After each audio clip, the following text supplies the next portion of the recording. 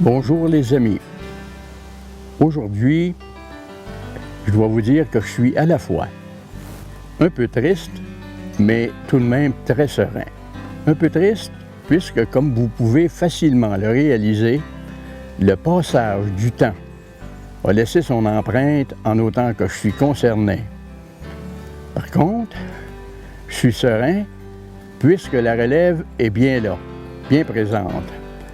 Alors, mes chers amis, je vais vous donner quand même une petite idée de cette relève valable avec qui j'ai fonctionné depuis plusieurs années. Je pense notamment à Réal Langlois, affectueusement surnommé Monsieur Panache par ses congénères. Réal, dès ses tout débuts, a été l'un de mes élèves. Je pense aussi à Michel Thérien, un vieil ami. Michel est de facto un très grand chasseur. Il a toujours été pour moi un modèle, une référence. Je pense aussi au réalisateur de ce documentaire, Matt Pouliot. Matt est doté d'un sens d'observation inné, ce qui lui a permis de se hisser au sommet. Enfin, mon neveu Benoît. Benoît est le seul de ma famille qui a suivi mes traces. Benoît est sous ma tutelle depuis au moins 20 ans, avec le résultat qu'il est aujourd'hui l'un des meilleurs colleurs au Québec. Il pourra en faire la démonstration dans quelques instants, alors que nous allons procéder à une démonstration d'appel de l'orignal. Maintenant, avant de tourner la page définitivement, vous me permettrez de mettre en doute.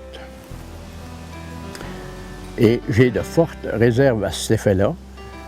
Le chasseur qui va oser prétendre qu'il est le seul à pouvoir vocaliser correctement le cri d'appel d'une femelle ou d'un mâle. Ceci étant dit, l'observation patiente de l'orignal depuis plus de 50 ans m'autorise à vous dire que dans un cheptel composé de 4 ou 5 femelles, pas une, et j'y insiste, pas une ne va lancer un cri identique à ses congénères.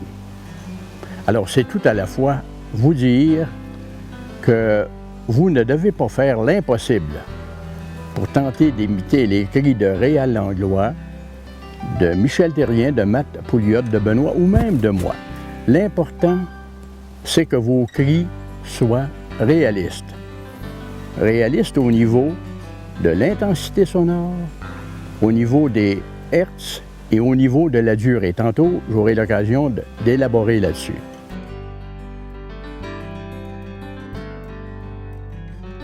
Mon cher Benoît, le moment est venu pour toi. Vêtir la veste de daim et le chapeau Monsieur Orignal.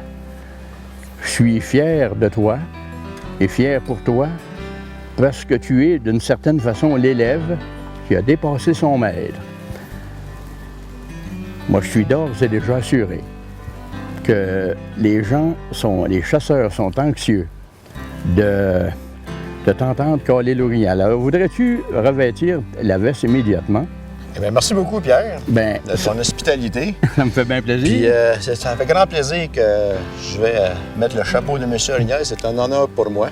J'ai vu mon oncle, depuis que je suis enfant, que je vois mon oncle parler avec les orignaux, faire des films sur les orignaux, le chevreuil. Puis, il avait toujours son chapeau et son manteau sur le dos. Puis, j'ai jamais cru qu'un jour, j'étais pour hériter de ce beau cadeau.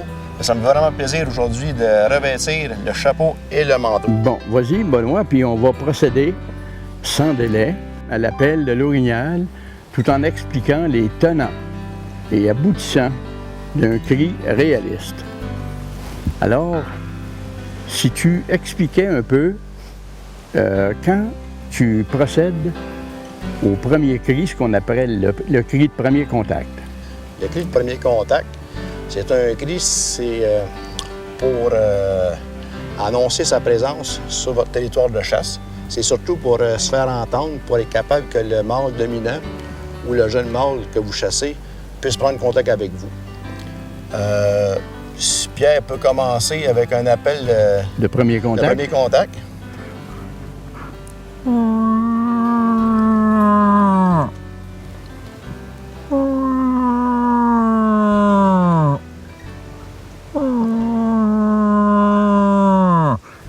Alors, c'est un cri qui s'étire lentement vers une note un peu plus haute et qui meurt doucement. Alors, à ton tour.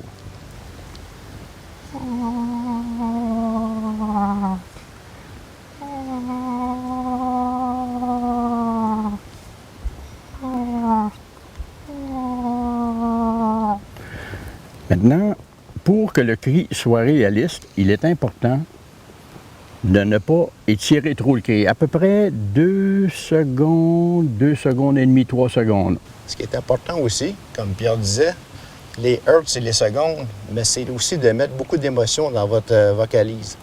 L'émotion, c'est ce qui fait la différence entre un appel électronique et un appel avec des cordes vocales. Avec les cordes vocales.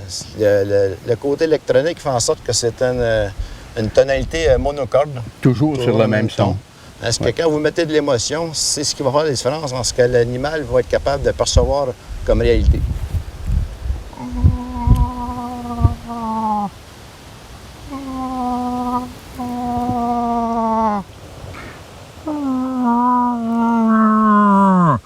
Maintenant, tu as absolument raison. L'orignal possède une ouïe qui pourrait faire honneur aux meilleurs appareils acoustiques et un odorat infaillible. Comme Pierre disait tantôt, la réalité est dans la manière d'interpréter votre vocalise. C'est comme un chanteur. Un chanteur se pratique. Il ne se pratique pas la veille de faire un spectacle. C'est tout au long de sa carrière qu'il prend soin de ses cordes vocales, de ses vocalises. Mais pour la chasse à l'orignal, c'est la même chose. Si vous attendez 2-3 jours avant la chasse pour pratiquer vos vocalises, ça risque d'être ardu, puis ça risque aussi d'avoir des mauvaises tonalités. Ça va comme suit.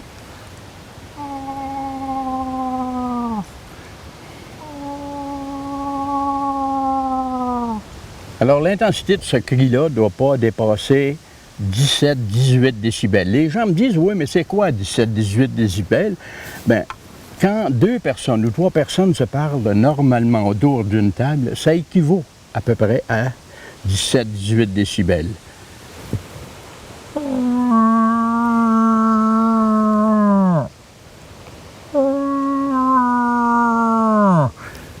Maintenant, il reste les hertz.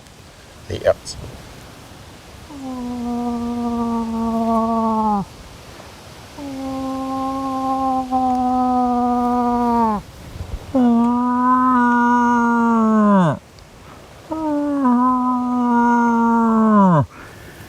Les hertz, ça peut varier entre 450 hertz dans les notes basses et environ 1100 dans les notes hautes. C'est tout à la fois vous dire qu'il y a beaucoup de jeux et je ne sais pas si je l'ai déjà dit au début, mais n'essayez pas à tout prix d'imiter Pierre Guilbeault.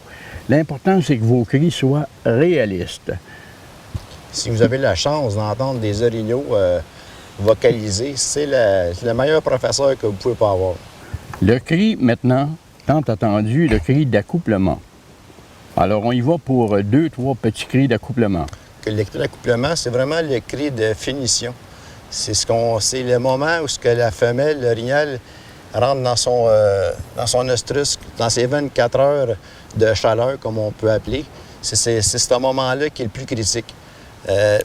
On peut faire les appels, puis le cri de soumission, qu'on peut dire aussi, Pierre, c'est lorsqu'elle a un contact avec le mâle. Mais le dernier moment, le dernier 24 heures ou 20 heures précédant l'accouplement, la femelle émet des sons un peu comme j'appelais moi des sons de chat. C'est vraiment des miaulements. Ces miaulements-là font en sorte que le mâle va se diriger vers vous et ils vont franchir, surtout quand vous chassez à l'arc ou à l'arbalète. C'est le dernier 100 pieds, 150 pieds, c'est le plus critique. Alors ça va comme suit.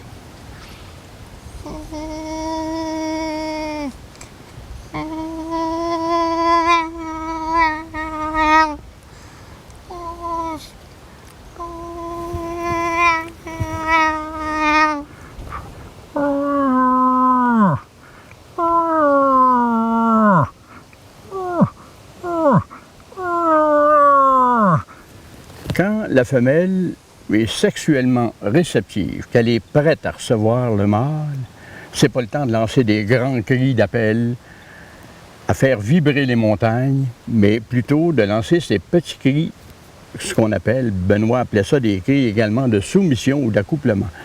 Maintenant, on va y aller du côté réaliste, maintenant du côté des hertz, des décibels et de l'intensité sonore. On recommence ça.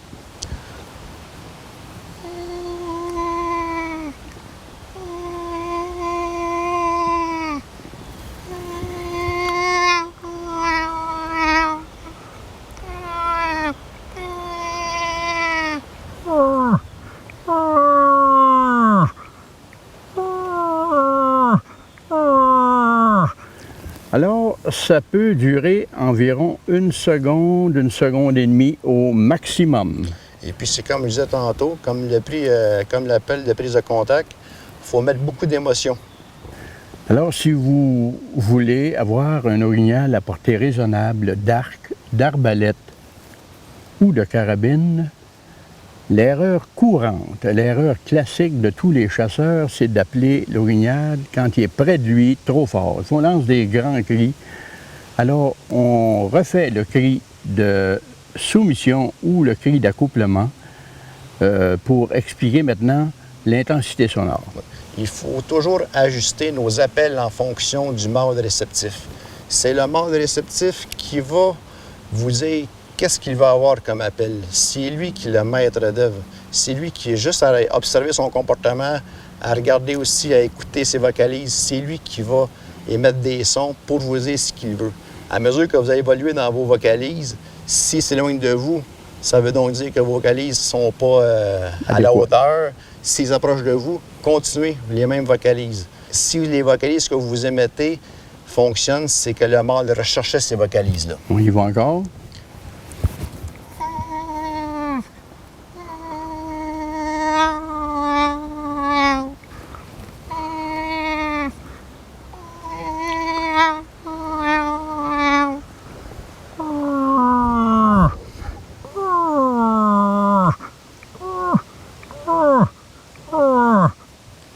Évidemment, là, il ne faut pas se leurrer. Benoît le souligne depuis un bon bout de temps maintenant. Il faut que l'émotion soit là, le cri soit là. Maintenant, au niveau des hertz, et c'est là que c'est important, la vocalise qu'on va adapter pour le cri de soumission ou le cri d'accouplement est environ 400, 450 et ça peut aller jusqu'à 1500 Hertz. On refait ça une dernière fois.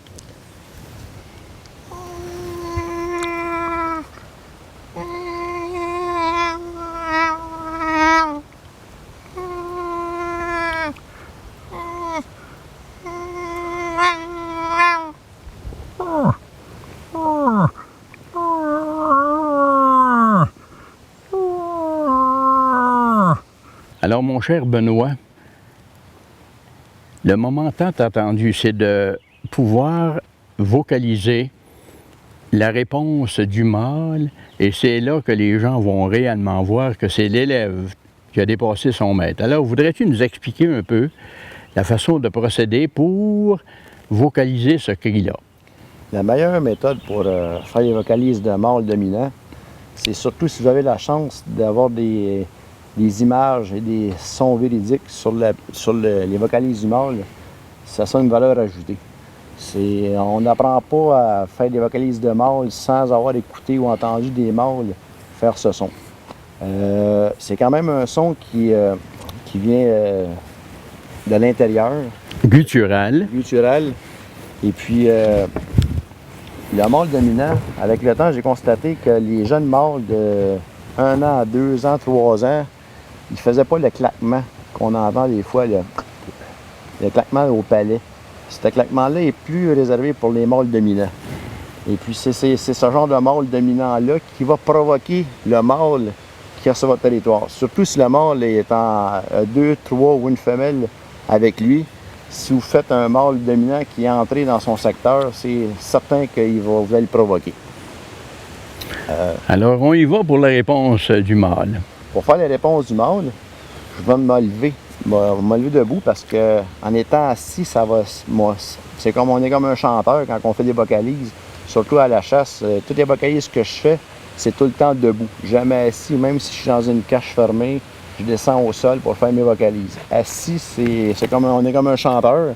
Un chanteur est tout le temps sur scène debout pour dégager ses voies respiratoires. Alors, mon cher Benoît, voilà le moment tant attendu, la réponse du mâle.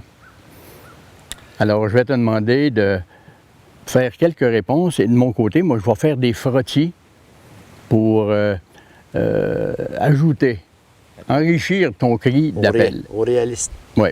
Bien, merci beaucoup, Pierre. Un petit point technique avant de procéder aux appels de mâle. Les cornets d'écorce, c'est avec ça que je fais mes appels de mâle. Ils se vendent souvent des cornets de plastique ou en fibre synthétique dans les magasins de chasse. Moi, j'ai tout le temps privilégié un cornet d'écorce. Le son est meilleur, le son est plus réaliste. On s'approche plus de la réalité, de l'environnement.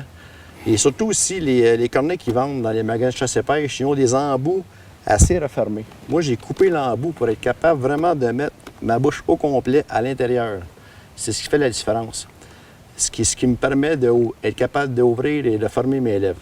Alors, Pierre, on va procéder aux appels. C'est beau. On y va. Ça va comme suit.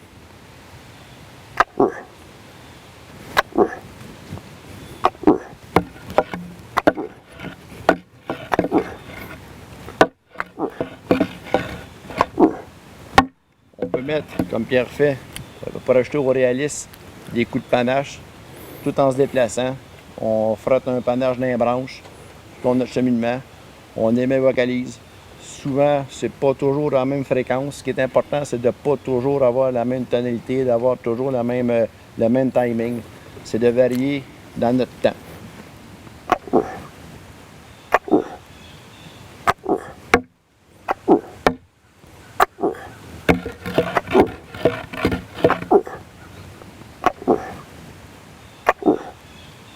Comme dernier cri, dernière réponse de mâle, je vais jumeler les réponses de mâle à de petits cris d'accouplement ou de soumission. Alors, ça va à peu près comme ceci. Vas-y, Benoît.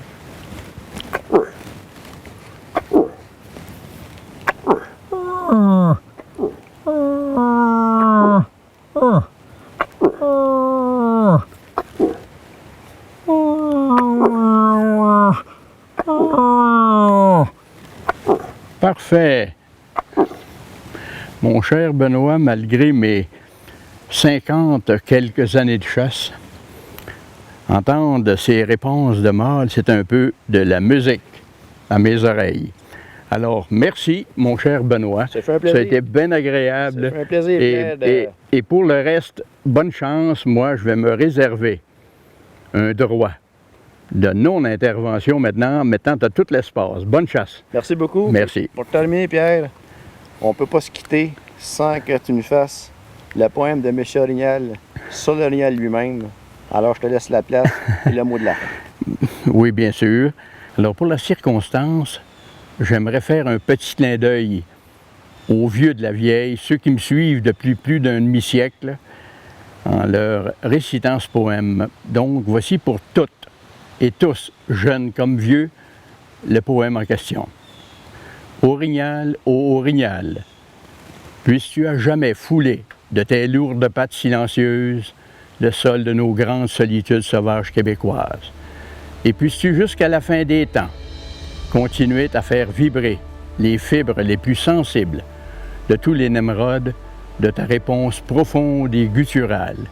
Puisses-tu enfin, ô bel Orignal, me pardonner de t'avoir parfois leurré à l'occasion de ton obligation de semer la vie. Et toi, Saint-Hubert, auguste patron de tous les chasseurs, puisses-tu à ton tour intercéder auprès du Créateur afin que le moment venu, il réserve à tous mes amis et à moi bien sûr une petite place au paradis des chasses éternelles. Merci mes amis, je vous conserverai toujours.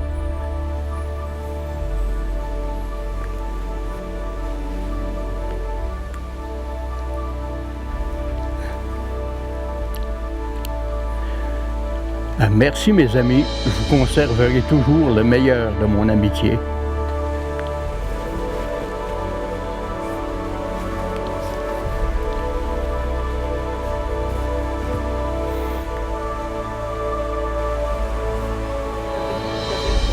Regarde ça bien.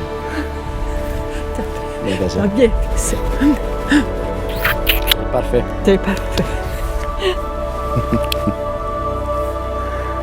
Bon, On est terminé, Pierre.